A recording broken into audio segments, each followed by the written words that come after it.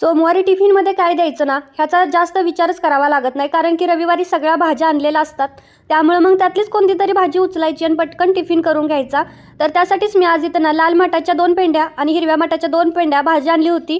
ते मिक्सरमध्ये स्वच्छ धुवून घेतली. त्याच्यामध्ये एक मिरची, थोडंसं लसूण, आलं टाकलं तरी पण चालतंय.